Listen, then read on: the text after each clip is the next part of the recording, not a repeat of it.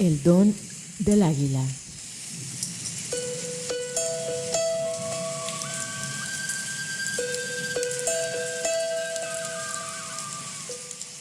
El sexto libro escrito por Carlos Castaneda.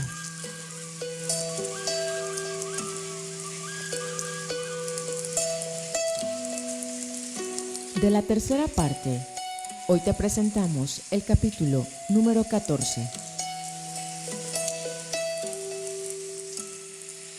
Florinda.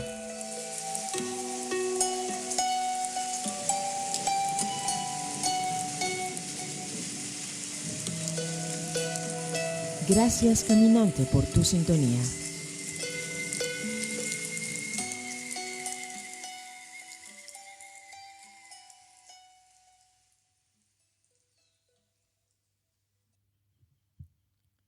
La gorda y yo estábamos totalmente de acuerdo en que al mismo tiempo en que Zuleika nos había enseñado la complejidad del ensueño, nosotros habíamos aceptado 3 hechos innegables: que la regla es un mapa, que oculta en nosotros yace otra conciencia y que es posible penetrar en esa conciencia. Don Juan había logrado lo que la regla prescribía. La regla determinaba que el siguiente paso de Don Juan consistía en presentarme a Florinda, la única de su grupo que yo no había conocido. Don Juan me dijo que debía ir a casa de Florinda yo solo, porque lo que aconteciera entre Florinda y yo no tenía nada que ver con otros. Me dijo que Florinda sería mi guía personal, exactamente como si yo fuera un nahual como él. Él había tenido ese tipo de relación con la guerrera del grupo, de su benefactor, comparable a Florinda. Don Juan me dejó un día a la puerta de la casa de Nélida. Me dijo que entrara, que Florinda me esperaba en el interior. Es un honor conocerla, le dije a la mujer que me esperaba en el corredor. Yo soy Florinda, dijo. Nos miramos en silencio. Quedé estupefacto. Mi estado de conciencia era más agudo que nunca y jamás he vuelto a experimentar una sensación comparable. ¡Qué nombre tan bello!, pude decir, pero quería decir mucho más que eso. El nombre no me era raro. Simplemente no había conocido a nadie hasta ese día que fuera la esencia de ese nombre. A la mujer que se hallaba frente a mí le quedaba como si lo hubieran hecho para ella, o quizás era como si ella hubiese hecho que su persona encajara en el nombre. Físicamente era idéntica a Nélida, a excepción de que Florinda parecía tener más confianza en sí misma y más autoridad. Era bien alta y esbelta. Tenía la piel clara de la gente del Mediterráneo, de ascendencia española o quizá francesa. Era ya de edad y, sin embargo, no era débil ni avejentada. Su cuerpo era ágil, flexible y delgado. Piernas largas, rasgos angulares, boca pequeña, una nariz bellamente esculpida, ojos oscuros, cabello trenzado y completamente blanco. Ni papada ni piel colgante en el rostro y cuello. Era vieja, como si la hubieran arreglado para parecer vieja. Al recordar, retrospectivamente, mi primer encuentro con ella, me viene a la mente algo completamente sin relación, pero a propósito. Una vez vi en una revista una fotografía tomada 20 años atrás de una actriz de Hollywood, entonces joven, que había tenido que caracterizarse para representar el papel de una mujer que envejecía. Junto a la fotografía, la revista había publicado una foto de la misma actriz tal como se veía después de 20 verdaderos años de vida ardua. Florinda, en mi juicio subjetivo, era como la primera imagen de la actriz de cine, una muchacha maquillada para verse vieja. ¿Qué es lo que tenemos aquí?, me dijo pellizcándome. No pareces gran cosa. Flojo, Lleno de pecadillos chiquitos y unos cuantos grandes, ¿eh? Su franqueza me recordó la de don Juan, al igual que la fuerza interna de su mirada. Se me había ocurrido, revisando mi vida con don Juan, que sus ojos siempre estaban en reposo. Era imposible ver agitación en ellos. No era que los ojos de don Juan fueran bellos. He visto ojos deslumbrantes, pero nunca he descubierto que digan algo. Los ojos de Florinda, como los de don Juan, me daban la sensación de que habían visto todo lo que se puede ver. Eran serenos, pero no dulces. La exaltación en esos ojos se había hundido hacia adentro y se había convertido en algo que solo puedo describir como vida interna. Florinda me llevó a través de la sala hasta un patio techado. Nos sentamos en unos cómodos sillones. Sus ojos parecían buscar algo en mi cara. ¿Sabes quién soy yo y lo que se supone que debo hacer contigo?, preguntó.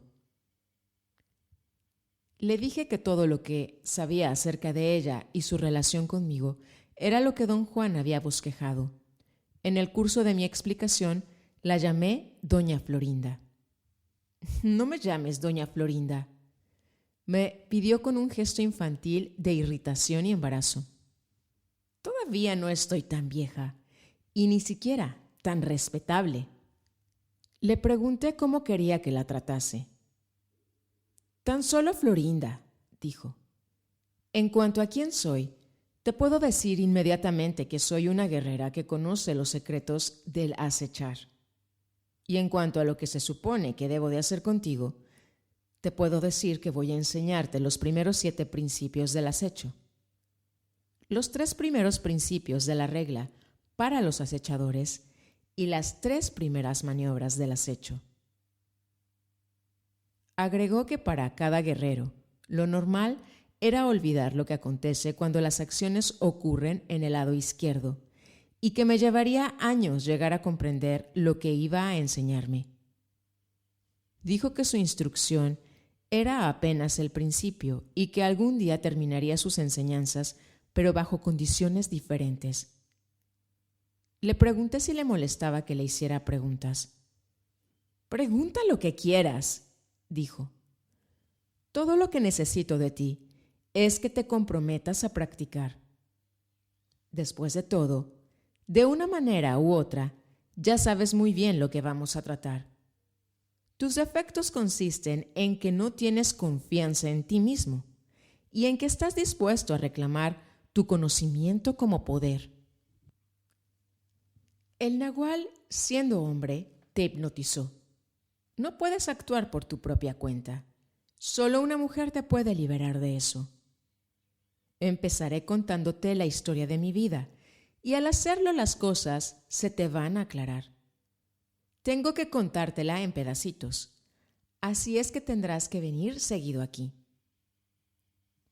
Su aparente disposición a hablar de su vida me sorprendió, porque era lo contrario a la reticencia que los demás mostraban por revelar cualquier cosa personal. Después de años de estar con ellos, yo había aceptado sus maneras de ser tan indisputablemente que ese intento voluntario de revelarme su vida personal me fue inquietante. La aseveración me puso inmediatamente en guardia. «¿Perdón?», dije.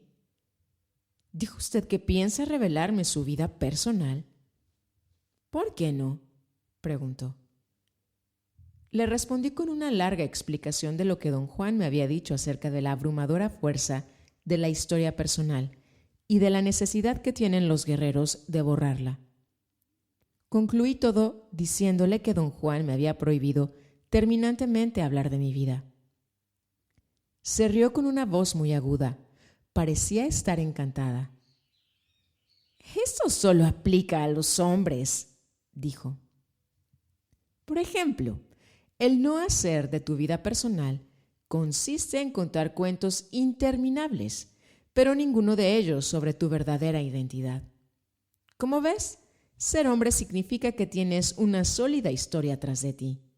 Tienes familia, amigos, conocidos, y cada uno de ellos tiene una idea definida de ti. Ser hombre significa que eres responsable. No puedes desaparecer tan fácilmente. Para poder borrar tu historia necesitas mucho trabajo. Mi caso es distinto. Ser mujer me da una espléndida ventaja. No tengo que rendir cuentas. ¿Sabías tú que las mujeres no tienen que dar cuentas? No sé qué quiera decir con rendir cuentas, dije. Quiero decir que una mujer puede desaparecer fácilmente, respondió. Una mujer puede, si no hay más, casarse. La mujer pertenece al marido. En una familia con muchos hijos, las hijas se descartan con facilidad. Nadie cuenta con ellas y hasta es posible que ellas un día desaparezcan sin dejar rastro. Su desaparición se acepta con facilidad. Un hijo, por otra parte, es algo en lo que uno invierte. A un hijo no le es tan fácil escabullirse y desaparecer. Y aún si lo hace, deja huellas tras de sí. Un hijo se siente culpable por desaparecer. Una hija no. Cuando el nahual te entrenó a no decir una palabra acerca de tu vida personal, lo que él trataba era ayudarte a vencer esa idea que tienes que le hiciste mal a tu familia y a tus amigos, que contaban contigo de una forma u otra. Después de luchar toda una vida, el guerrero termina, por supuesto, borrándose, pero esa lucha deja mellas en el hombre. Se vuelve reservado, siempre en guardia contra sí mismo. Una mujer no tiene que lidiar con esas privaciones. La mujer ya está preparada a esfumarse en pleno aire.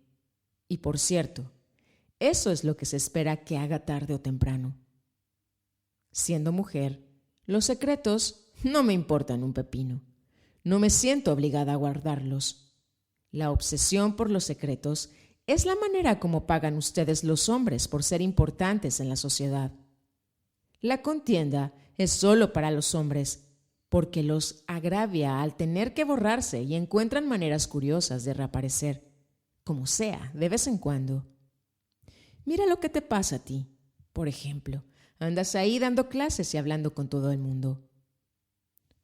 Florinda me ponía nervioso de una manera muy peculiar. Me sentía extrañamente inquieto en su presencia. Yo admitía sin vacilación que don Juan y Silvio Manuel también me hacían sentir nervioso y aprensivo, pero de una manera muy distinta. En realidad les tenía miedo, especialmente a Silvio Manuel. Me aterrorizaba y, sin embargo, había aprendido a vivir con mi terror. Florinda no me asustaba. Mi nerviosidad era más bien una especie de fastidio. Me sentía incómodo con su franqueza y donaire. Ella no fijaba su mirada en mí de la manera como don Juan y Silvio Manuel lo hacían. Ellos siempre me escudriñaban fijamente hasta que yo movía la cara en un gesto de sumisión. Florinda solo me miraba por un instante. Sus ojos iban continuamente de una cosa a la otra. Parecía examinar no solo mis ojos, sino cada centímetro de mi cara y de mi cuerpo. Conforme hablaba, sus ojos se movían, con miradas rápidas, de mi rostro a mis manos o a sus pies o al techo. «¿No te sientes muy bien conmigo, verdad?», me preguntó. Su pregunta definitivamente me tomó por sorpresa. Reí. Su tono no era belicoso en lo más mínimo. «Sí», dije. «Es perfectamente comprensible», prosiguió. «Estás acostumbrado a ser hombre. Para ti la mujer se hizo solo para tu uso. Tú crees que la mujer es estúpida por naturaleza, y el hecho de que eres hombre y nahual te hace las cosas todavía más difíciles». Me sentí obligado a defenderme. Pensé que era una dama obstinada y quería decírselo en la cara. Empecé muy bien, pero me desinflé casi al instante al oír su risa. Era una risa gozosa y juvenil. Don Juan y don Genaro solían reírse de mí a menudo de esa manera, pero la risa de Florinda tenía una vibración distinta. No había ninguna premura, ninguna presión en ella. «Mejor vámonos adentro», dijo. «No debe haber nada que te distraiga. El nahual Juan Matus ya te ha distraído lo suficiente. Te ha mostrado el mundo. Eso era importante para lo que te tenía que decir. Yo tengo otras cosas que decirte que requieren otro ambiente». Nos sentamos en un sofá con asientos de cuero en una habitación con puerta al patio. Me sentí muy a gusto allí. Ella de inmediato comenzó con la historia de su vida. Me dijo que había nacido en la República Mexicana, en una ciudad bastante grande. Su familia era acomodada. Como era hija única, sus padres la consintieron desde el momento en que nació. Sin ningún rasgo de falsa modestia, Florinda admitió que siempre supo que era hermosa. Dijo que la belleza es un demonio que se engendra y prolifera cuando se le admira. Me aseguró que podía decir sin la menor duda que ese demonio es el más difícil de vencer y que si yo examinaba a la gente hermosa, encontraría a los seres más infelices que se puedan imaginar. No quería discutir con ella, pero tenía un deseo sumamente intenso de decirle que era bastante dogmática. Debió darse cuenta de mis sentimientos. Me guiñó un ojo. «Son seres desdichados, créemelo», continuó. «Aguijonéalos.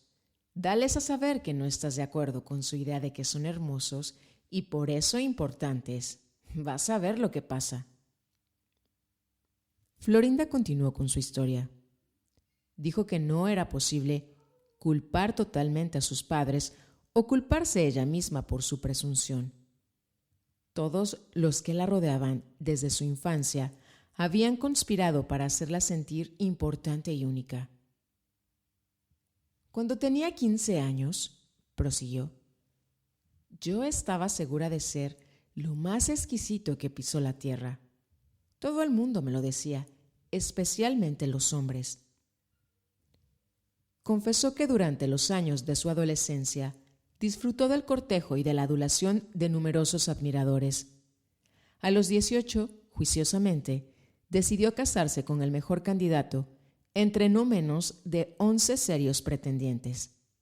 Se casó con Celestino, un hombre de recursos, 15 años mayor que ella. Florinda describía su vida de casada como el paraíso terrenal. A su enorme círculo de amigos añadió los de Celestino. El efecto total era una vacación perenne. Su éxtasis, sin embargo, solo duró 6 meses, que pasaron casi sin advertirse. Todo llegó a un final de lo más abrupto y brutal, cuando contrajo una enfermedad misteriosa y paralizante. El pie, tobillo y pantorrilla de su pierna izquierda empezaron a hincharse. Su hermosísima figura se arruinó. La hinchazón fue tan intensa que no pudo caminar más. Los tejidos cutáneos empezaron a ampollarse y a supurar. Toda la parte inferior de su pierna izquierda, de la rodilla hacia abajo, se llenó de costras y de una secreción pestilente. La piel se endureció y la enfermedad fue diagnosticada como elefantiasis. Los intentos que hicieron los médicos por curarla fueron torpes y dolorosos, y la conclusión final fue que solo en Europa había centros médicos lo suficientemente avanzados para emprender una cura. En cuestión de 3 meses, el paraíso de Florinda se había convertido en un infierno en la tierra. Desesperada y en verdadera agonía, quería morir antes que seguir así. Su sufrimiento era tan práctico que un día una criada, que ya no pudo soportar más verla así, le confesó que el antiguo amante de Celestino la había sobornado para que echara cierta mezcla en su comida, un veneno manufacturado por brujos. La criada, como acto de contrición, prometió llevarla con una curandera, una mujer que se decía que era la única que podía contrarrestar ese veneno. Florinda rió al recordar su dilema. Era una devota católica. No creía en brujerías ni en curanderos indios, pero sus dolores eran tan intensos y su condición tan seria que estaba dispuesta a probar cualquier cosa. Celestino se opuso decididamente. Quería enviar a la criada a la cárcel. Florinda intercedió, no tanto por compasión, sino por temor a que no pudiera encontrar a la curandera ella sola. Florinda se puso en pie repentinamente. Me dijo que tenía que irme. Me tomó del brazo y me condujo a la puerta como si yo fuera su más antiguo y querido amigo. Me explicó que me hallaba agotado, ya que estar en la conciencia del lado izquierdo es una condición frágil y especial que debe de usarse parsimoniosamente. Y por cierto, no es un estado de poder. La prueba residía en que yo casi había muerto cuando Silvio Manuel trató de agrupar mi segunda atención, forzándome a entrar en ella. Florinda me dijo que no hay manera en que uno pueda ordenar a alguien, o a uno mismo, a hacer lo que los guerreros llaman replegar el conocimiento. Eso más bien es un asunto lento. El cuerpo, en el momento adecuado y bajo las apropiadas circunstancias de impecabilidad, agrupa su conocimiento sin la intervención de la volición. Nos quedamos en la puerta principal durante un rato, intercambiando comentarios agradables y trivialidades.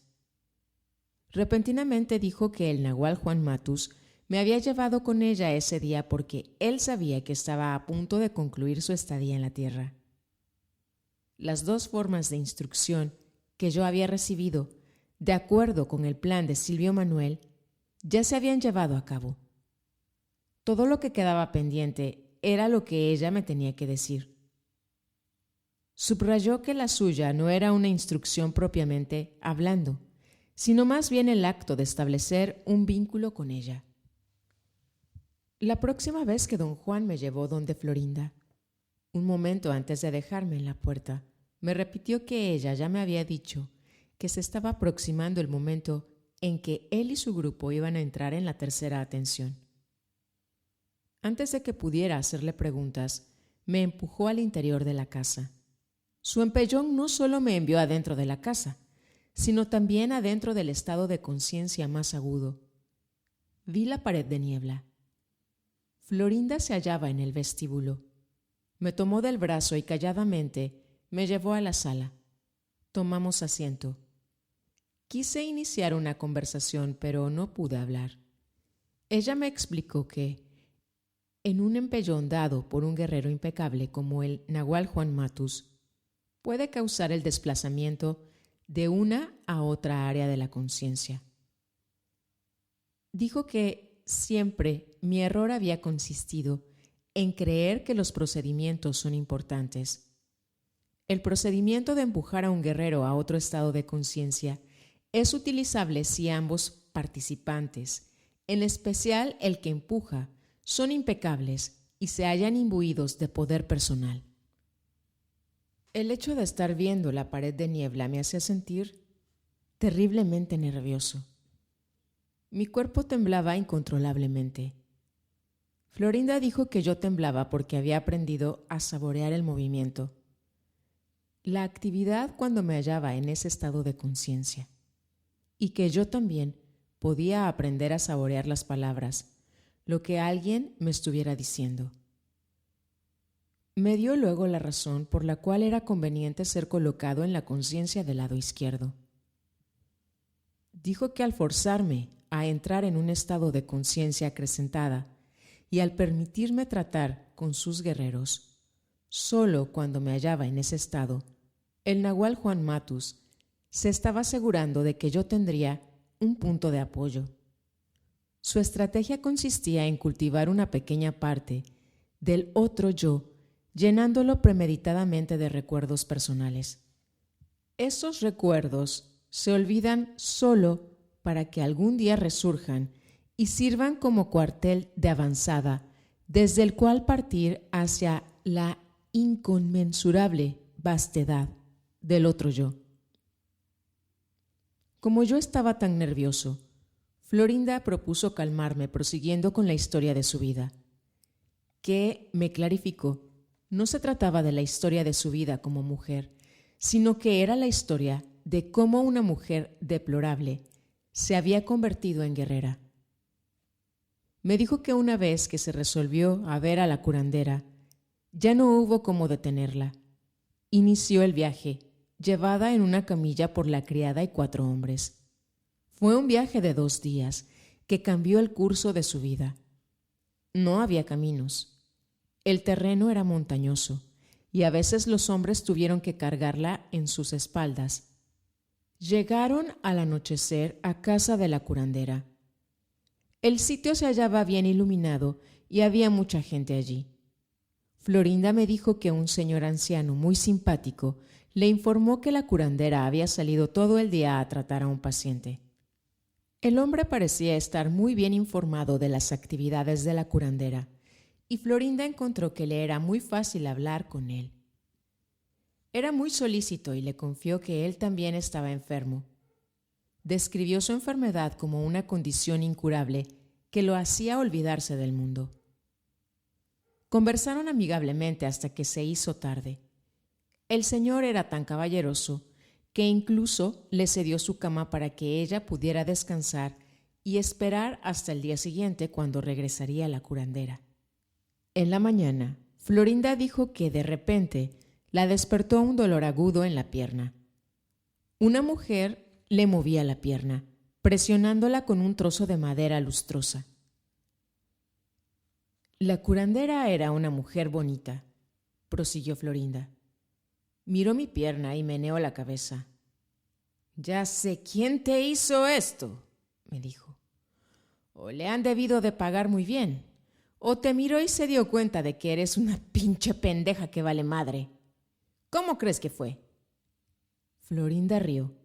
Me dijo que lo único que se le ocurrió fue que la curandera o estaba loca o era una mujer grosera. No podía concebir que alguien en el mundo pudiese creer que ella era un ser que no valía nada.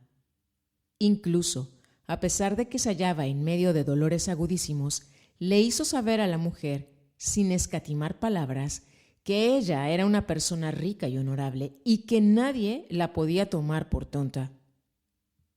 Florinda dijo que la curandera cambió de actitud al instante.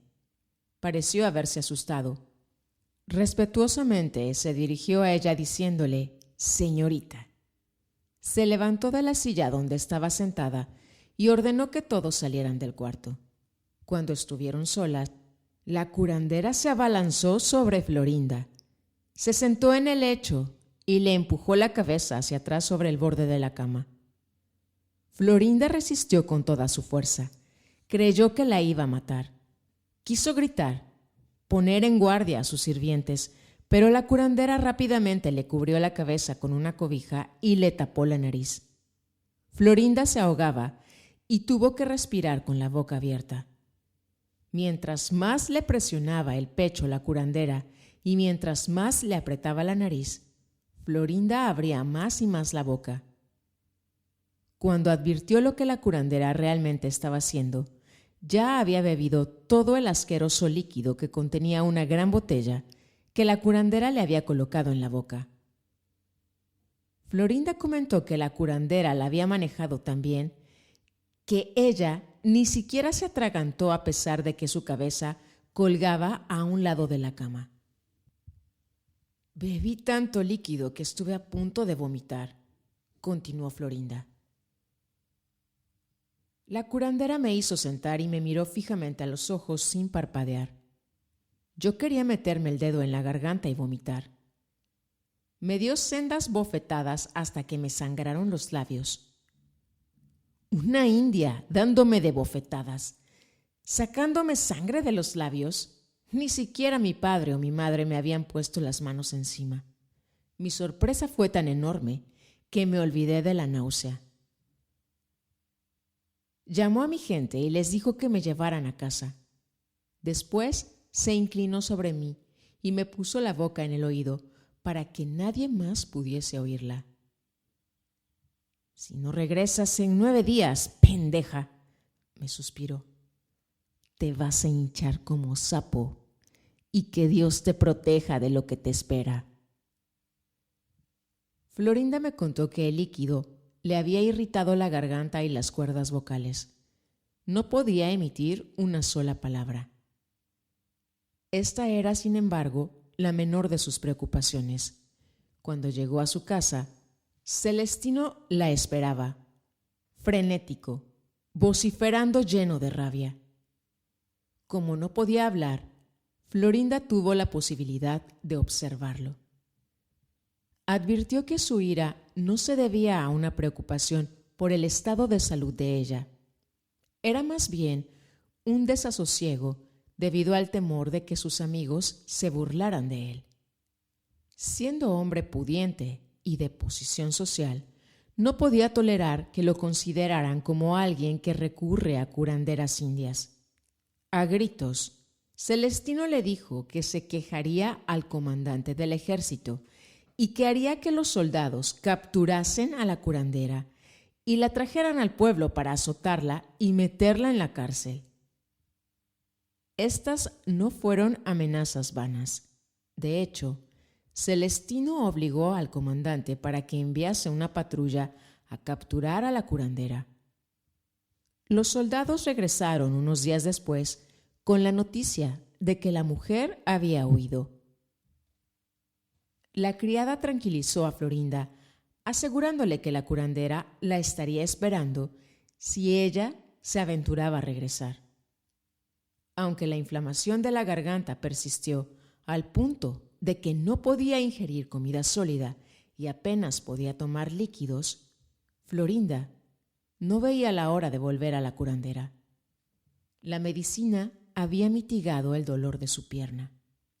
Cuando hizo conocer sus intenciones a Celestino, éste se puso tan furioso que contrató a ciertas personas para que lo ayudasen a poner fin por sí mismo a toda esa insensatez. Él y 3 de sus hombres de confianza salieron a caballo antes que ella. Cuando Florinda llegó a casa de la curandera, esperaba encontrarla quizá muerta. Pero en vez de eso encontró a Celestino sentado, solo. Había enviado a sus hombres a 3 distintos lugares del rumbo con órdenes de traer a la curandera por medio de la fuerza si eso era necesario. Florinda reconoció al anciano que había conocido la vez anterior. Lo vio cómo trataba de calmar a Celestino, asegurándole que quizás alguno de los hombres regresaría pronto con la mujer. Tan pronto como Florinda fue colocada en una cama en la entrada de la casa, la curandera salió de un cuarto. Empezó a insultar a Celestino, gritándole obscenidades hasta que él se indignó tanto que se lanzó a golpearla. El anciano lo contuvo y le suplicó que no le pegara. Se lo imploró de rodillas, haciéndole ver que la curandera era ya una mujer de edad. Celestino no se conmovió. Dijo que aunque fuera vieja, él la iba a azotar con las riendas de su caballo. Avanzó para agarrarlo, pero se detuvo en seco. 6 hombres de apariencia temible salieron detrás de las matas blandiendo machetes. Florinda me dijo que el terror paralizó a Celestino en el lugar donde se hallaba. Se quedó mortalmente pálido. La curandera fue a él y le dijo que o dócilmente se dejaba que ella le diera de azotes en el trasero, o sus ayudantes lo harían pedazos. En un momento, la curandera lo redujo a nada. Se rió de él en su cara. Sabía que lo tenía dominado y lo dejó hundirse. Él mismo se metió en la trampa, prosiguió Florinda. Como buen tonto, imprudente que era, embriagado con sus ideas bonachonas de ser hombre pudiente y de posición social. Con todo lo orgulloso que era, Celestino se encorvó dócilmente para que lo azotaran. Florinda me miró y sonrió. Guardó silencio durante unos momentos.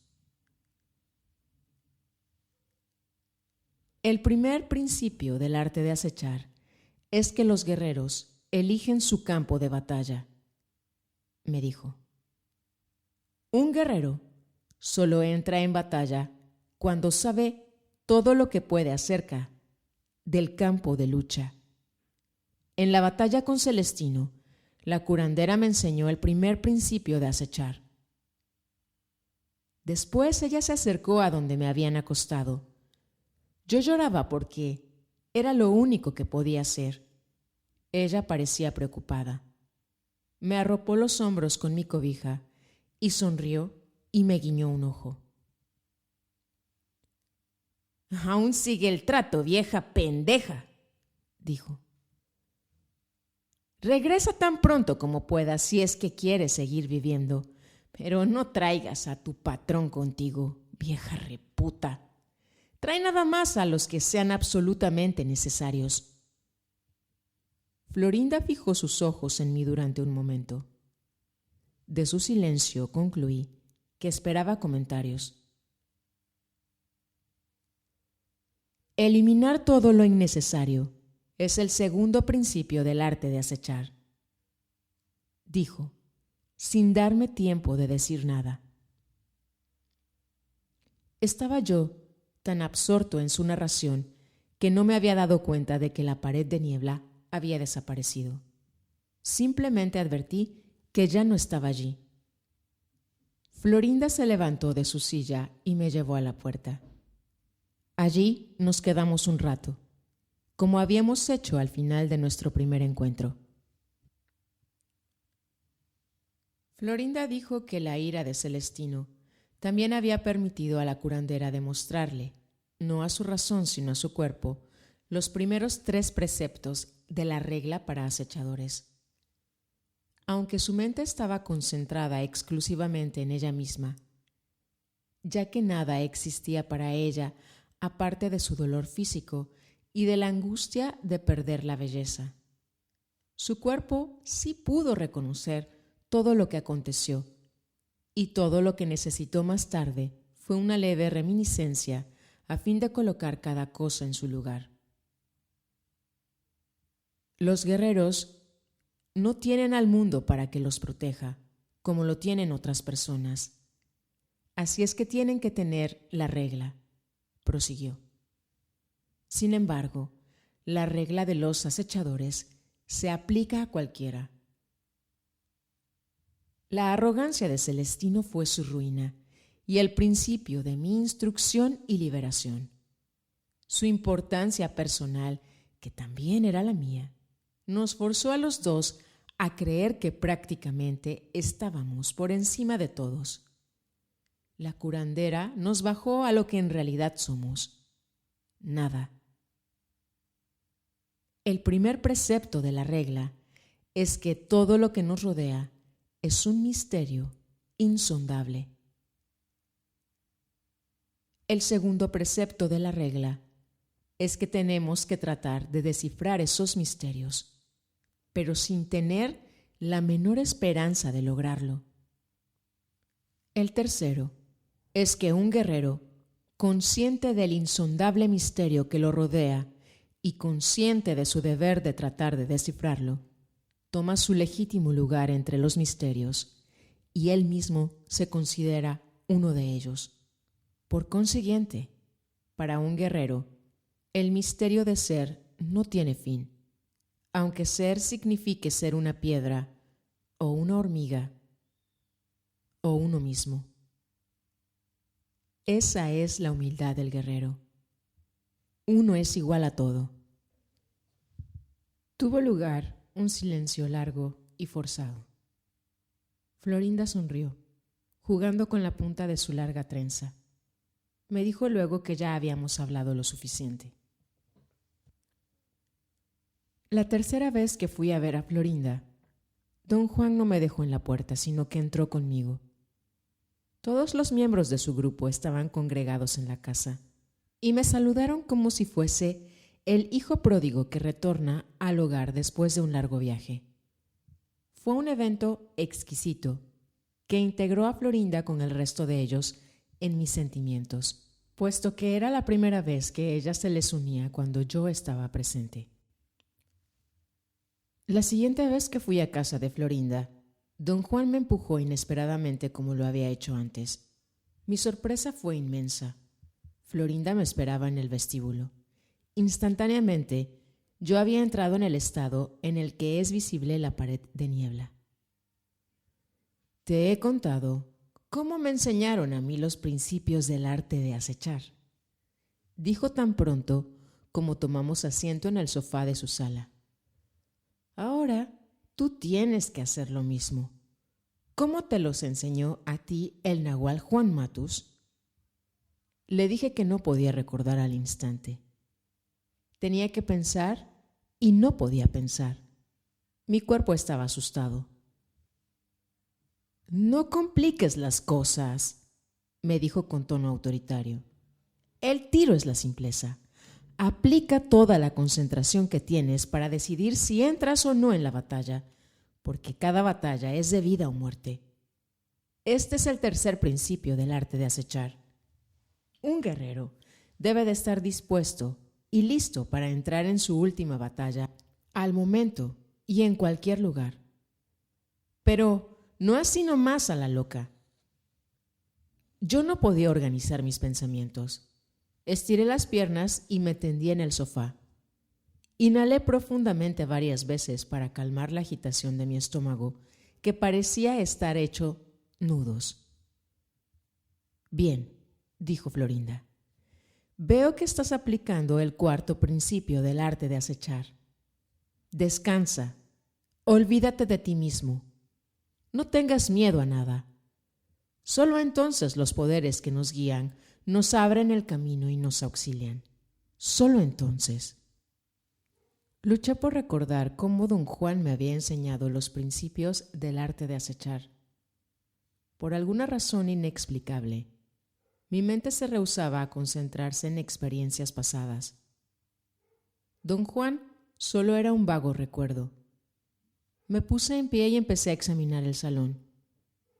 El cuarto en el que nos hallábamos había sido arreglado exquisitamente. El piso estaba hecho con grandes baldosas de color de ante. El que lo hizo debió ser un excelente artesano. Estaba a punto de examinar los muebles. Avancé hacia una bella mesa de marrón oscuro. Florinda saltó a mi lado y me sacudió vigorosamente. Has aplicado correctamente el quinto principio del arte de acechar, dijo. No te dejes llevar por la corriente. ¿Cuál es el quinto principio? Cuando se enfrentan a una fuerza superior con la que no pueden lidiar, los guerreros se retiran por un momento, dijo. Dejan que sus pensamientos corran libremente. Se ocupan de otras cosas. Cualquier cosa puede servir. Eso es lo que acabas de hacer, pero ahora que lo has logrado, debes aplicar el sexto principio. Los guerreros comprimen el tiempo. Todo cuenta, aunque sea un segundo. En una batalla por tu vida, un segundo es una eternidad. Una eternidad que puede decidir la victoria. Los guerreros tratan de triunfar. Por tanto, comprimen el tiempo. Los guerreros no desperdician ni un instante. De repente, una enormidad de recuerdos erupcionó en mi mente. Agitadamente le dije a Florinda que ya podía recordar la primera vez que don Juan me puso en contacto con esos principios. Florinda se puso los dedos en los labios con un gesto que exigía mi silencio. Dijo que solo había estado interesada en ponerme cara a cara con los principios, pero que no quería que le relatase esas experiencias.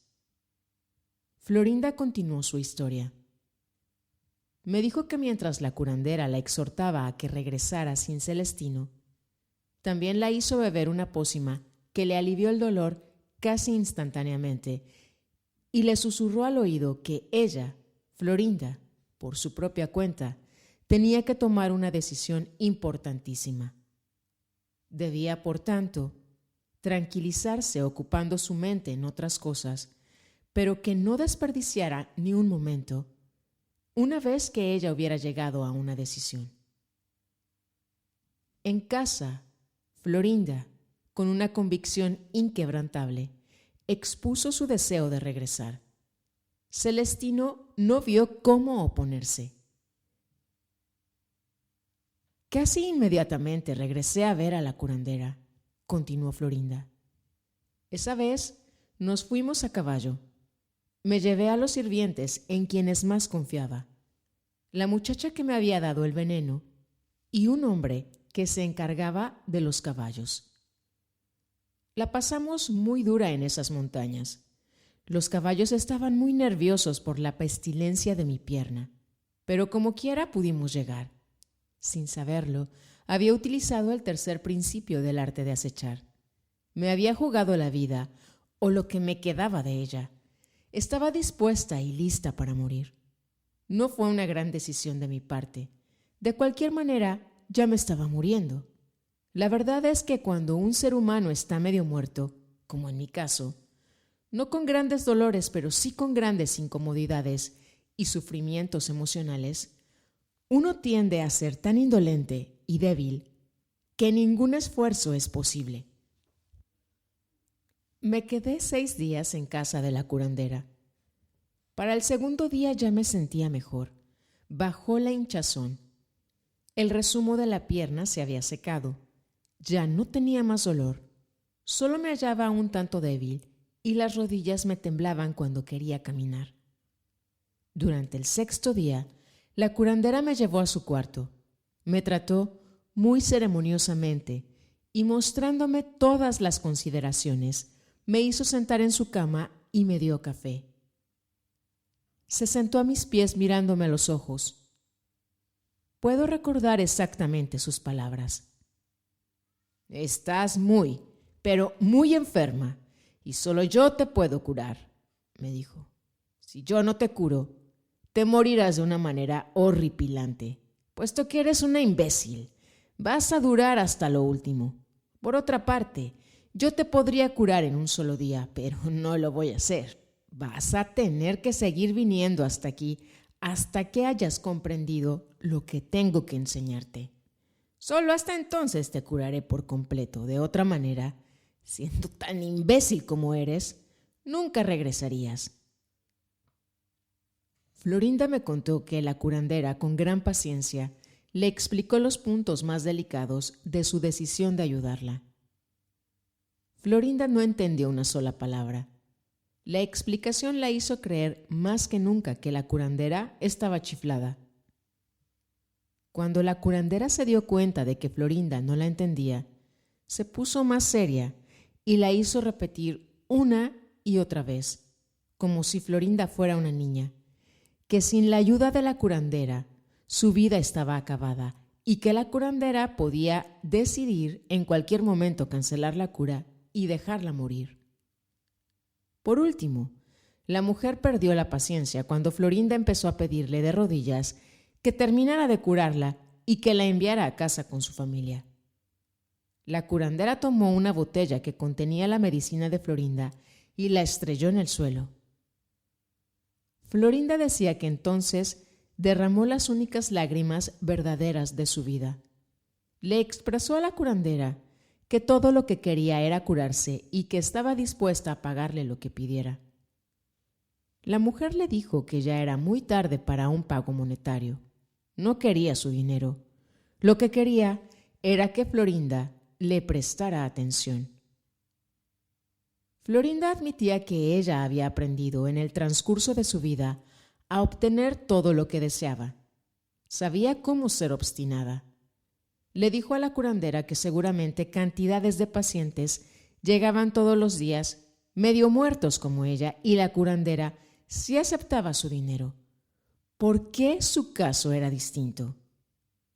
La respuesta de la curandera, que para Florinda no explicó nada, era que, siendo una vidente, ella había visto el cuerpo luminoso de Florinda y vio que ella y la curandera eran exactamente iguales. Florinda pensó que esa mujer tenía que estar loca para no darse cuenta de que había un mundo de diferencia entre las dos. La curandera era una vulgar india primitiva sin educación, mientras que Florinda era rica, hermosa y blanca. Florinda le preguntó a la curandera qué planeaba hacer con ella. La curandera le dijo que se le había encargado curarla y después enseñarle algo de suma importancia. Florinda quiso saber quién le había encargado todo eso. La curandera le respondió que el águila. Esta respuesta convenció a Florinda de que la mujer estaba loca y sin embargo tuvo que acceder. Le dijo a la mujer que estaba dispuesta a hacer lo que fuera. La curandera cambió de actitud instantáneamente. Empaquetó un remedio para que Florinda lo llevase a casa y le dijo que regresara tan pronto como pudiera. Como ya sabes, prosiguió Florinda, el maestro tiene que engatusar a su discípulo. Me embaucó con la cura. Ella tenía razón. Yo era tan idiota que si ella me hubiera curado inmediatamente, yo habría regresado a mi estúpida vida, como si nunca me hubiera sucedido nada. Pero eso es lo que todos hacemos, ¿no? Florinda regresó a la casa de la curandera la semana siguiente. Al llegar se encontró con el anciano que antes había conocido. Este la saludó como si fueran íntimos amigos. Le dijo que ya hacía varios días que la curandera había salido, pero que regresaría hasta después de algunos días y que le había encargado a él unos remedios para el dolor de su pierna. En un tono muy amistoso, pero autoritario, le dijo a Florinda que la ausencia de la curandera la dejaba a ella con dos posibilidades de acción. O bien se regresaba a su casa, posiblemente empeorada debido al viaje tan fatigoso, o bien podía seguir las instrucciones cuidadosamente delineadas que la curandera había dejado para ella. Añadió que si decidía quedarse e iniciar inmediatamente su tratamiento, en 3 o 4 meses estaría como nueva. Sin embargo, había una estipulación. Si decidía quedarse, tenía que permanecer en casa de la curandera 8 días consecutivos y, por consiguiente, tenía que deshacerse de sus sirvientes mandándolos a casa. Florinda decía que para ella no había decisión alguna. Tenía que quedarse.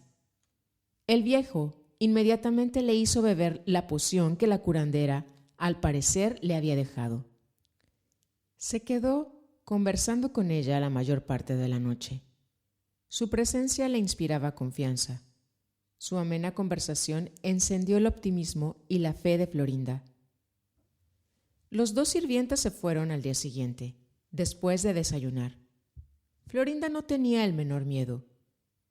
Confiaba en el hombre implícitamente. Este le dijo que tenía que construir una caja para su tratamiento, de acuerdo con las instrucciones de la curandera. La hizo sentar en una silla baja, que había sido colocada en el centro de un área circular desprovista de vegetación. El anciano le presentó a 3 jóvenes y dijo que eran sus ayudantes. 2 eran indios y el tercero blanco. Los 4 empezaron a trabajar y en menos de 1 hora construyeron una caja en torno a la silla donde Florinda estaba sentada. Cuando terminaron, Florinda quedó compactamente encajonada. La caja tenía un enrejado en la parte superior para permitir la ventilación. Uno de los lados tenía bisagras para que sirviera de puerta.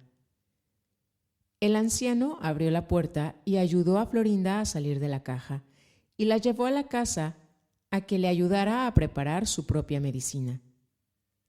Dijo que quería tener la medicina lista para cuando llegara la curandera. A Florinda le fascinó la manera como trabajaba el viejo. Este hizo una mezcla con plantas de olor fétido y le preparó una cubeta con líquido caliente. Sugirió que si introducía la pierna en la cubeta, el calor del líquido le haría mucho bien, y si quería, hasta podría beber la mezcla que le había preparado antes de que ésta perdiera potencia. Florinda obedeció sin hacer preguntas. El alivio que sintió fue maravilloso.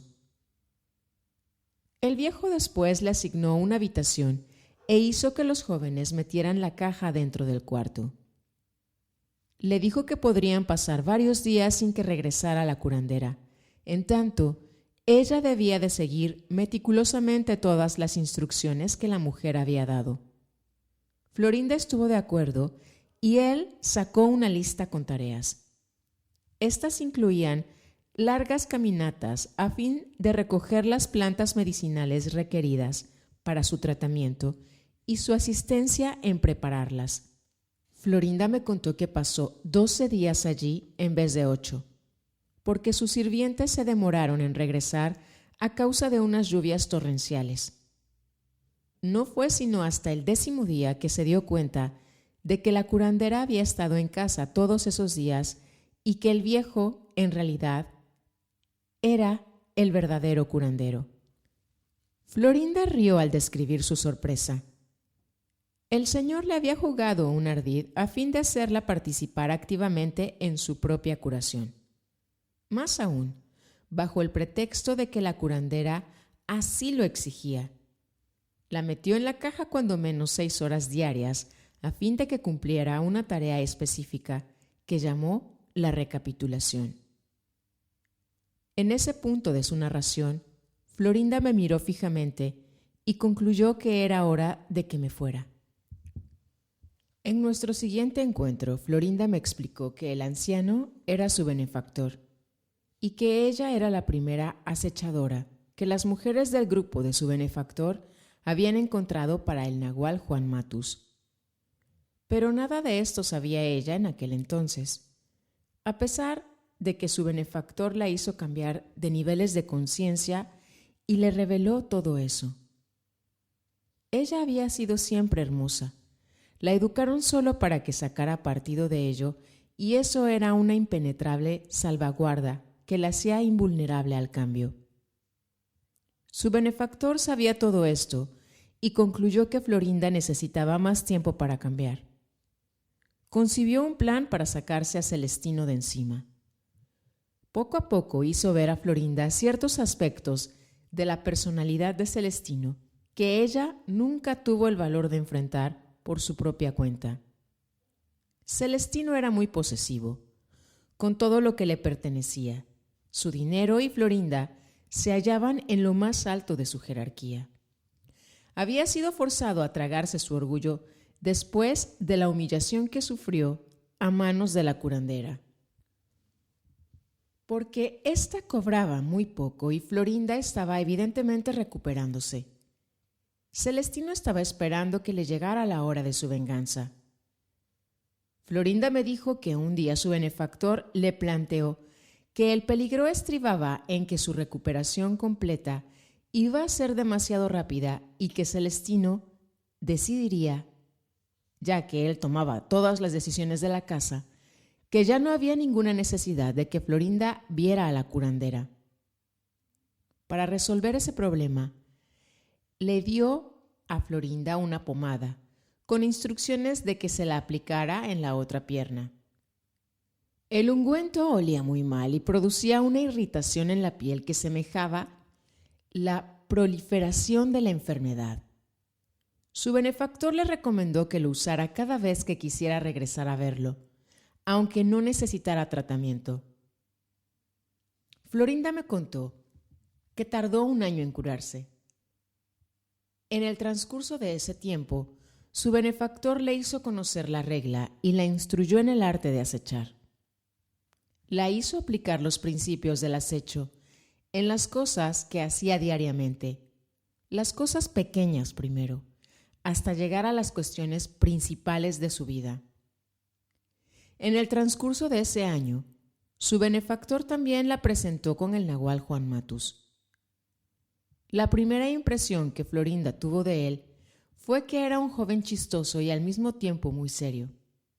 Luego, cuando lo conoció más a fondo, lo vio como el hombre más indomable y aterrador que jamás había conocido. Me dijo que el nahual Juan Matus fue quien la ayudó a escaparse de Celestino. Él y Silvio Manuel la pasaron de contrabando a través de los puestos de inspección del ejército. Celestino había presentado una demanda legal de abandono de hogar y, como era un hombre influyente, había utilizado sus recursos para tratar de impedir que ella lo abandonara. A causa de esto, su benefactor tuvo que radicarse en otra parte de México y ella tuvo que permanecer escondida con él durante años. Esta situación fue apropiada para Florinda, ya que tenía que llevar a cabo la tarea de recapitular, y para ello requería absoluta quietud y soledad. Me explicó que la recapitulación es el fuerte de los acechadores, de la misma manera como el cuerpo de ensueño es el fuerte de los ensoñadores. Consistía en recordar la vida de uno hasta el detalle más insignificante. Por ello, su benefactor le había dado la enorme caja de madera como símbolo y herramienta. Era una herramienta que le permitió aprender a concentrarse. Tuvo que sentarse allí durante varios años hasta que toda su vida pasó ante sus ojos, y era un símbolo de los estrechos linderos de nuestra persona.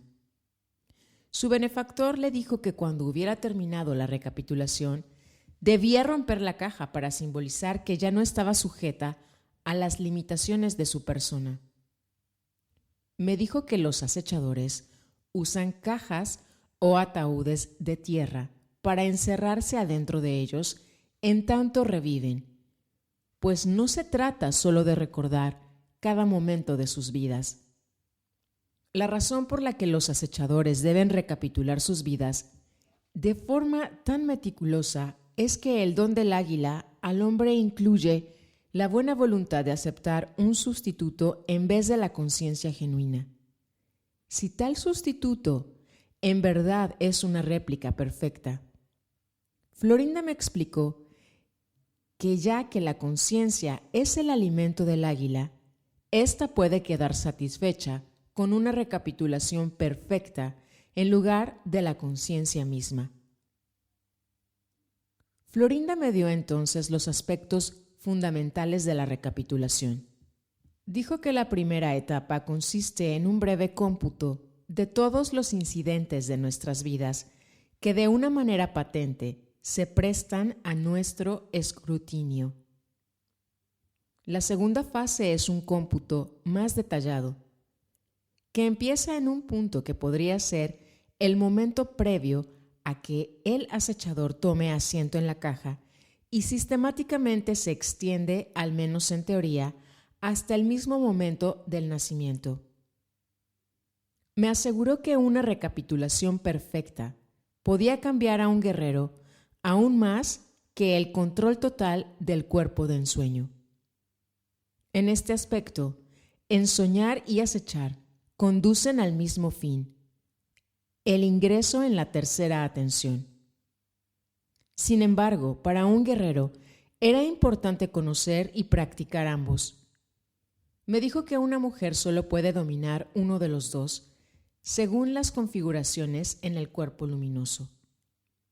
Por otra parte, los hombres pueden practicar ambos con gran facilidad, pero jamás llegan a obtener el nivel de eficacia que las mujeres logran en cada arte. Florinda me explicó que el elemento clave al recapitular era la respiración. El aliento para ella era mágico, porque se trataba de una función que da la vida. Dijo que recorrer se vuelve fácil si uno puede reducir el área de estimación en torno al cuerpo. Por eso se debe usar la caja. Después, la respiración misma fomenta recuerdos cada vez más profundos. En teoría, los acechadores tienen que recordar cada sentimiento que han tenido en sus vidas, y este proceso se inicia con una respiración. Florinda me advirtió que todo lo que me estaba enseñando eran solo los preliminares, que algún día en el futuro y en un lugar distinto me enseñaría lo más intrincado. Florinda me contó que su benefactor empezó haciéndola compilar una lista de los eventos por revivir. le dijo que el procedimiento comienza con una respiración inicial. Los acechadores empiezan cada sesión con la barbilla en el hombro derecho y lentamente inhalan en tanto mueven la cabeza en un arco de 180 grados. La respiración concluye sobre el hombro izquierdo. Una vez que la inhalación termina, la cabeza regresa a la posición frontal y exhalan mirando hacia adelante. Los acechadores entonces toman el evento que se halla a la cabeza de la lista y se quedan allí hasta que han sido recontados todos los sentimientos invertidos en él. A medida que recuerdan, inhalan lentamente moviendo la cabeza del hombro derecho al izquierdo. Esta respiración cumple la función de restaurar la energía. Florinda sostenía que el cuerpo luminoso constantemente crea filamentos que semejan telarañas y que estos son propulsados por fuera de la masa luminosa por emociones de cualquier tipo. Por tanto, cada situación en la que hay acción social o cada situación en que participan los sentimientos es potencialmente agotadora para el cuerpo luminoso. Al respirar de derecha a izquierda, cuando se recuerda un acontecimiento, los acechadores, a través de la magia de la respiración, recogen los filamentos que dejaron atrás. La siguiente inmediata respiración es de izquierda a derecha y es una exhalación. Con ella, los acechadores expulsan los filamentos que otros cuerpos luminosos que tuvieron que ver en el acontecimiento que se recuerda dejaron en ellos. Florinda afirmó que estos eran los preliminares obligatorios del acecho, por lo que todos los miembros de su grupo tuvieron que pasar como introducción a los ejercicios más exigentes de ese arte. A no ser que los acechadores hayan pasado por estos preliminares a fin de recobrar los filamentos que dejaron en el mundo y, particularmente, a fin de descartar aquellos que otros seres luminosos dejaron en ellos, no hay posibilidad de manejar el desatino controlado. Esos filamentos ajenos son la base de nuestra ilimitada capacidad de sentirnos importantes. Florinda mantenía que para practicar el desatino controlado, puesto que no está hecho para engañar a la gente, uno tiene que ser capaz de reírse de sí mismo. Florinda me dijo que uno de los resultados de la recapitulación detallada es la capacidad de estallar en risa genuina cuando uno se encuentra cara a cara con las aburridas repeticiones que el yo personal hace acerca de su importancia. Florinda subrayaba que la regla definía el acecho y el ensueño como artes. Por tanto, eran algo que uno pone en obra, algo que uno lleva a cabo. Decía que la naturaleza intrínseca del aliento es dar vida y que eso es lo que le da capacidad de limpiar el cuerpo luminoso. Esta capacidad es la que convierte a la recapitulación en una cuestión práctica. En nuestro siguiente encuentro, Florinda resumió lo que llamó sus instrucciones de último minuto. Aseveró que, puesto que el mutuo acuerdo del nahual Juan Matus y de su grupo de guerreros había sido que yo no necesitaba tratar con el mundo de la vida cotidiana, me habían enseñado a ensoñar y no a acechar. Me explicó que esa decisión se había modificado radicalmente y que ellos se habían visto en una posición incómoda. Ya no tenían tiempo para enseñarme a acechar. Ella tenía que quedarse en la periferia de la tercera atención para poder cumplir esta tarea en un tiempo posterior, cuando yo estuviera listo. Por otra parte, si yo pudiera abandonar el mundo con ellos, a ella se le exoneraría de esa responsabilidad.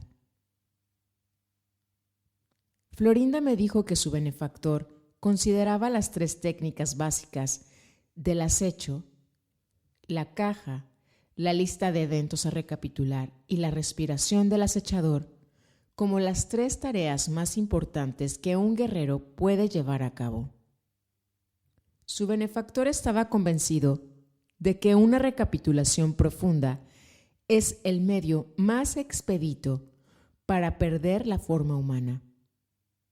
De allí que les es más fácil a los acechadores, después de recapitular sus vidas, hacer uso de todos los no haceres del yo personal, como son borrar la historia personal, perder la importancia en uno mismo, romper las rutinas, etc. Florinda me dijo que su benefactor les dio a todos ellos ejemplos prácticos de cada una de las facetas de su conocimiento. Actuaba directamente de acuerdo con sus premisas de guerrero y luego les daba las razones de guerrero por haber actuado de tal modo. En el caso de Florinda, siendo él un maestro del arte de acechar, montó el ardid de la enfermedad y la cura, que no solo era congruente con las acciones del guerrero, sino que representaba una introducción magistral a los 7 principios básicos del arte de acechar. Primero, atrajo a Florinda al campo de batalla de él, donde ella se encontraba a su merced. La forzó a eliminar todo lo que no le era esencial. Le enseñó a jugarse la vida con cada decisión. Le enseñó cómo calmarse. La hizo entrar en un nuevo y optimista estado de ánimo a fin de ayudarla a reagrupar sus recursos. Le enseñó a comprimir el tiempo y, por último, le mostró que un acechador jamás deja ver su juego, jamás se pone al frente de nada.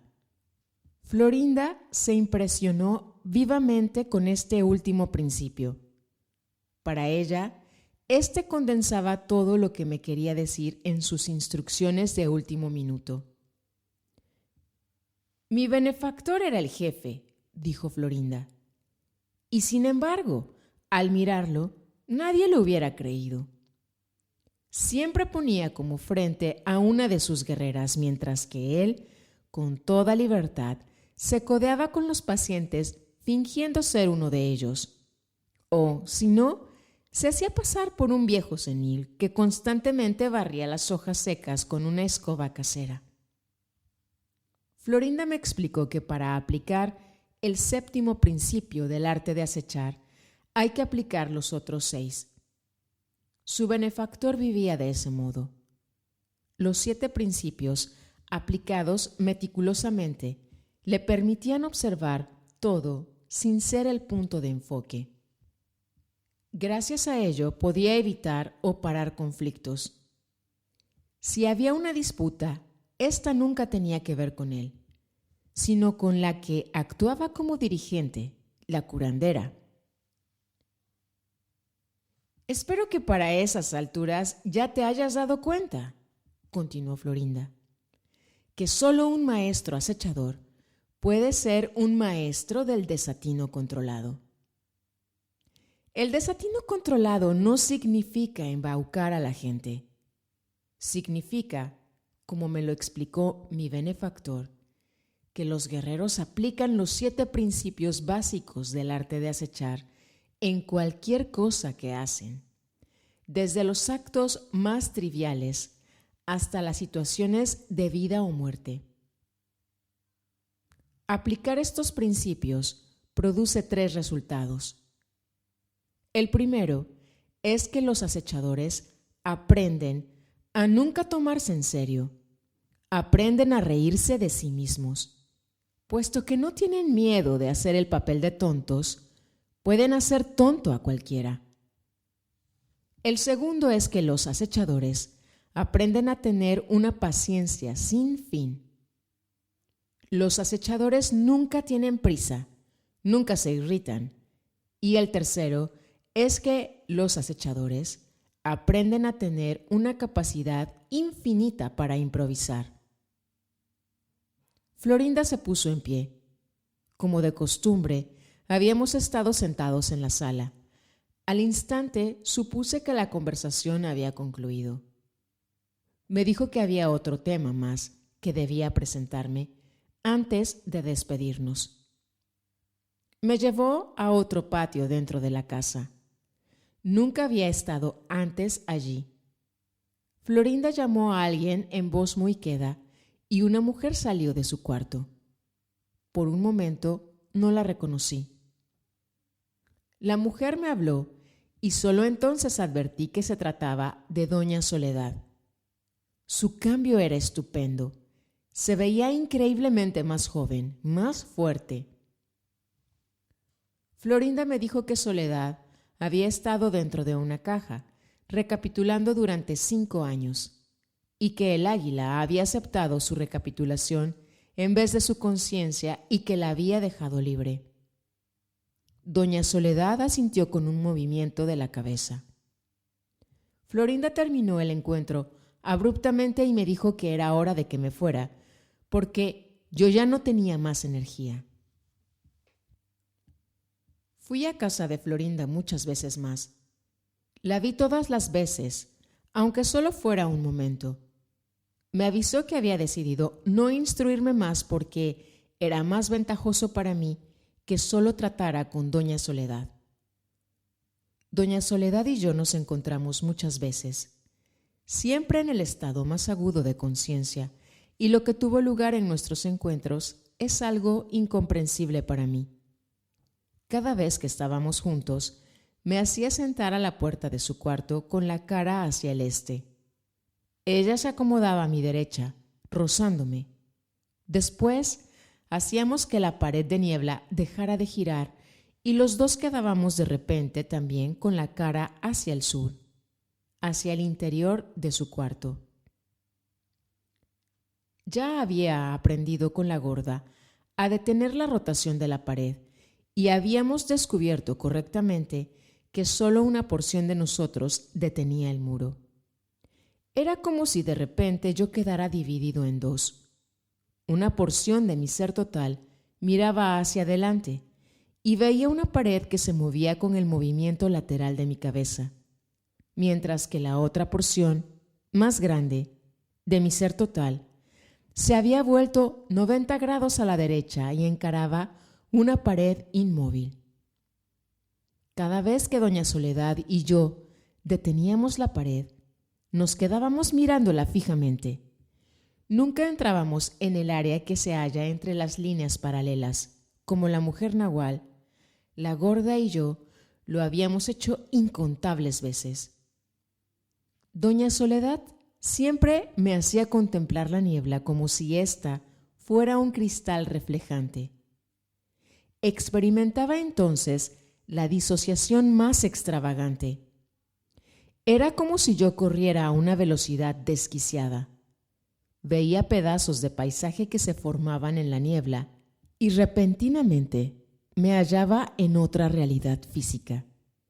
Era un área montañosa, rugosa e inhóspita. Doña Soledad siempre estaba allí, en compañía de una mujer lindísima, que se reía estentóreamente de mí. Mi incapacidad para recordar lo que hacíamos después era aún más aguda que mi incapacidad de recordar lo que la mujer nahual, la gorda y yo hicimos en el área que se halla entre las líneas paralelas. Parecía que doña Soledad y yo entrábamos en otra zona de conciencia que me era desconocida. Yo, por cierto, estaba ya en lo que creía ser mi estado de conciencia más agudo, y sin embargo, había algo aún más sutil. El aspecto de la segunda atención que doña Soledad obviamente me estaba ayudando a verificar era más complejo y más inaccesible que todo lo que he presenciado hasta la fecha. Lo que puedo recordar es la sensación de haberme movido mucho, una sensación física comparable a la de haber caminado kilómetros. También tenía la clara certeza corporal, aunque no puedo concebir por qué, de que doña Soledad, la otra mujer y yo intercambiábamos palabras, pensamientos, sentimientos, pero no podría especificarlos. Después de cada encuentro con doña Soledad, Florinda me hacía irme inmediatamente. Doña Soledad me daba mínimas explicaciones. Parecía que solo hallarse en el estado de conciencia acrecentada la afectaba tan profundamente que difícilmente podía hablar. Por otra parte, había algo que velamos, esa áspera campiña, además de la lindísima mujer, o algo que hacíamos juntos, nos dejaba sin aliento. Ella no podía recordar nada, a pesar de tratarlo desesperadamente. Le pedí a Florinda que me clarificara la naturaleza de mis viajes con doña Soledad. Ella me dijo que una parte de sus instrucciones de último minuto era hacerme entrar en la segunda atención como lo hacen los acechadores, y que doña Soledad era aún más competente que ella para introducirme en la dimensión del acechador. En la sesión que vendría a ser la última, Florinda, como había hecho al principio de nuestra instrucción, me esperaba en el vestíbulo. Me tomó del brazo y me llevó a la sala. Tomamos asiento. Me advirtió que no tratara aún de hallarle sentido a mis viajes con doña Soledad. Me explicó que los acechadores son innatamente distintos a los ensoñadores en la manera como utilizan el mundo, y que lo que doña Soledad hacía conmigo era tratar de ayudarme a voltear la cabeza. Cuando don Juan me describió el concepto de voltear la cabeza del guerrero para enfrentar una nueva dirección, yo lo había entendido como una metáfora que señalaba un cambio de actitud. Florinda me dijo que mi idea era correcta, pero que no se trataba de una metáfora. Era verdad que los acechadores voltean la cabeza. Sin embargo, no lo hacen para enfrentar una nueva dirección, sino para enfrentarse al tiempo de una manera distinta. Los acechadores encaran el tiempo que llega. Normalmente, encaramos el tiempo cuando éste se va de nosotros. Solo los acechadores pueden cambiar esta situación y enfrentar el tiempo cuando éste avanza hacia ellos. Florinda me explicó que voltear la cabeza no significa que uno ve el futuro, sino que uno ve el tiempo como algo concreto, pero incomprensible. Por tanto, era superfluo tratar de clarificar lo que doña Soledad y yo hacíamos. Todo esto tendría sentido cuando yo pudiera percibir la totalidad de mí mismo y tuviese entonces la energía necesaria para descifrar ese misterio. Florinda me dijo, en el tono de alguien que revela un secreto, que doña Soledad era una acechadora suprema. La llamaba la más grande de todas. Decía que doña Soledad podía cruzar las líneas paralelas en cualquier momento. Además, ninguno de los guerreros del grupo del nahual Juan Matus había podido hacer lo que ella había hecho. Doña Soledad, a través de sus técnicas impecables de acechar, había encontrado su ser paralelo. Florinda me explicó que cualquiera de las experiencias que tuve con el nahual Juan Matus, con Genaro, Silvio Manuel o con Zuleika, solo eran mínimas porciones de la segunda atención. Todo lo que doña Soledad me estaba ayudando a presenciar era también una porción mínima, pero eso sí, diferente. Doña Soledad no solo me había hecho enfrentar el tiempo que llega, sino que también me llevó a su ser paralelo. Florinda definía el ser paralelo como el contrapeso que todos los seres vivientes tienen por el hecho de ser entidades luminosas, llenas de energía inexplicable. El ser paralelo de una persona es otra persona del mismo sexo que está unida íntima e inextricablemente a la primera. Coexisten en el mundo al mismo tiempo. Los dos seres paralelos son como las dos puntas de la misma vara. Florinda me dijo que a los guerreros por lo general les es casi imposible encontrar a su ser paralelo. pero quien quiera que es capaz de lograrlo, encontrará en su ser paralelo, tal como lo había hecho doña Soledad, una fuente infinita de juventud y de energía. Florinda se puso en pie abruptamente. Me condujo al cuarto de doña Soledad y me dejó a solas con ella. Quizá porque ya sabía que ese sería nuestro último encuentro. Me invadió una extraña ansiedad. Doña Soledad sonrió cuando le referí lo que Florinda me acababa de decir. Dijo con una verdadera humildad de guerrero que ella no me estaba enseñando nada, que todo lo que había aspirado a hacer era llevarme donde su ser paralelo, porque allí se retiraría después que el nahual Juan Matus y sus guerreros dejaran el mundo. Dijo que en nuestro encuentro, sin embargo, había ocurrido algo que rebasaba su comprensión. Ella y yo, según Florinda le había explicado, habíamos mutuamente aumentado nuestra energía individual y que eso nos había hecho enfrentar el tiempo venidero, pero no en pequeñas dosis, como Florinda habría preferido que lo hiciéramos, sino en enormes porciones, como mi desenfrenada naturaleza lo quería. Doña Soledad y yo entramos por última vez juntos en la segunda atención. El resultado de ese encuentro fue aún más asombroso para mí. Doña Soledad, su ser paralelo y yo permanecimos juntos en lo que yo sentí que fue un lapso extraordinariamente largo. Vi todos los rasgos del rostro de su ser paralelo. Sentí que éste trataba de decirme quién era. También parecía saber que ese era nuestro último encuentro. Había una sensación abrumadora de fragilidad en su mirada. Después, una fuerza que semejaba a un viento nos arrojó adentro de algo que no tenía sentido para mí. Florinda de repente me ayudó a levantarme. Me tomó del brazo y me llevó a la puerta. Doña Soledad fue con nosotros. Florinda dijo que iba a ser muy difícil recordar todo lo que había acontecido allí, porque me estaba dando totalmente a mi manía intelectual. Esto era un asunto que solo empeoraría, porque ellos estaban a punto de partir del mundo y yo no tendría más a nadie que me ayudara a cambiar niveles de conciencia. Añadió que algún día doña Soledad y yo nos toparíamos de nuevo en el mundo de todos los días. Fue entonces cuando me volví a doña Soledad y le supliqué que cuando nos viéramos de nuevo me liberara de mi prisión.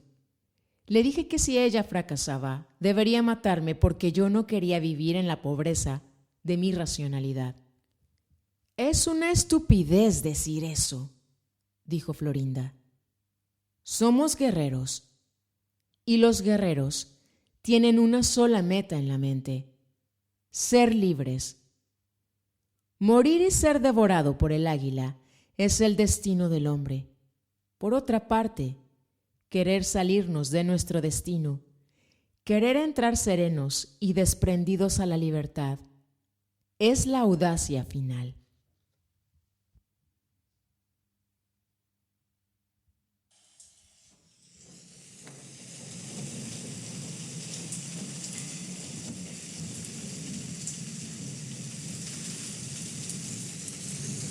Eso fue el capítulo número 14, Florinda.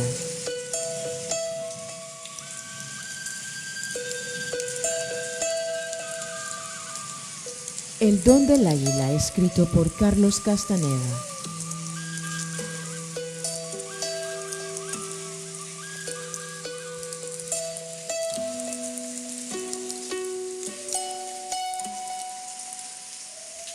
Tremenda enseñanza que nos comparte.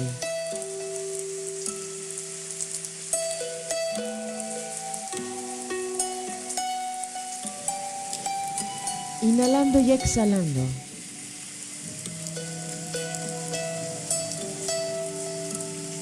Así vamos recogiendo nuestros pasos.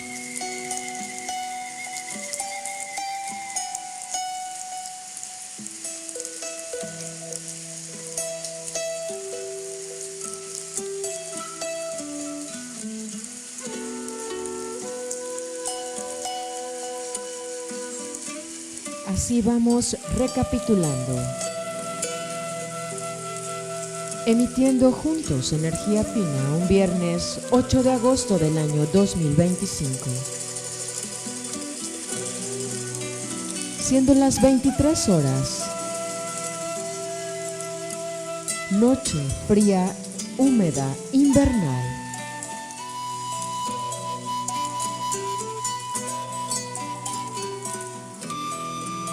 Desde el hemisferio sur de Abya Náhuatl,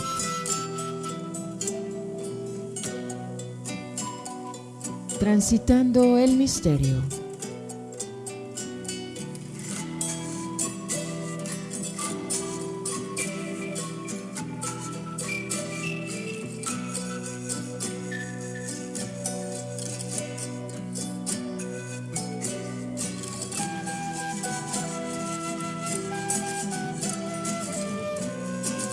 Comprendiendo que la humildad de la guerrera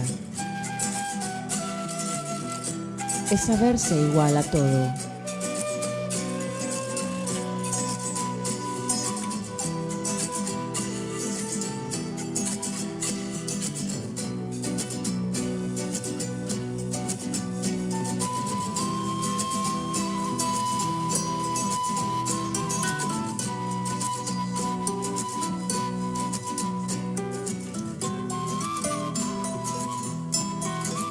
Prueba y error vamos aprendiendo.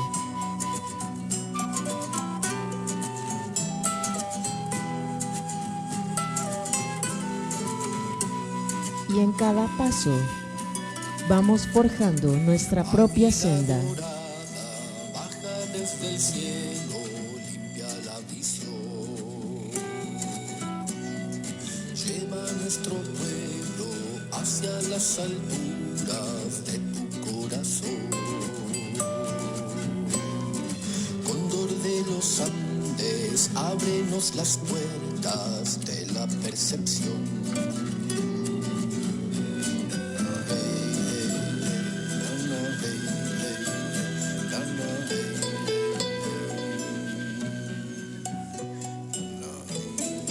Agradeciendo a la Laguna Espejo por sus grandes enseñanzas.